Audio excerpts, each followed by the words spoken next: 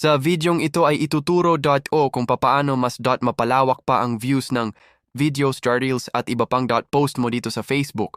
Ganun na rin kung papaano kusang magta-translate ang lingwahe ng video o reels mo sa lingwahe ng manonood mo kung saang bansa or sila nakabase. Hindi ba napaka-ideal ng ating bagong tutorial? Ang una ay pindutin mo ang iyong Facebook.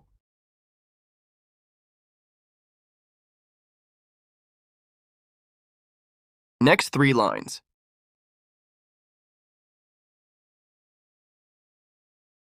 Next settings.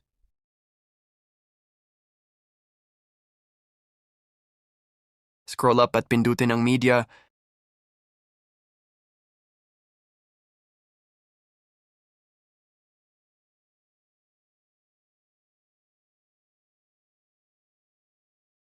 Scroll up lang.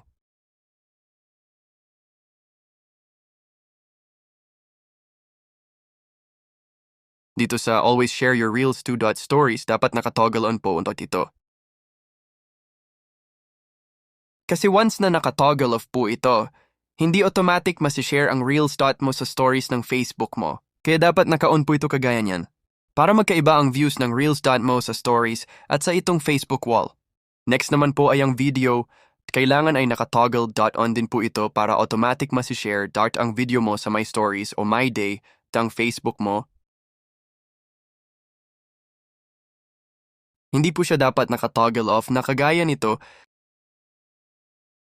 Kailangan ganito po siya ha, wag po. Magpapalito ganito po dapat. Next naman po ay mag-scroll up ng bahagya at pindutin lang ang Translate Closed Captions.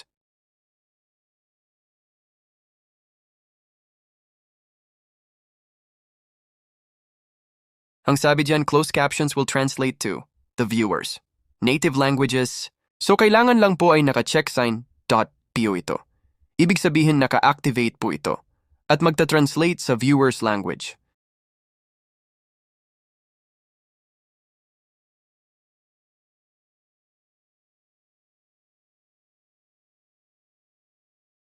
Huwag niyo po toggle off na kagaya niyan.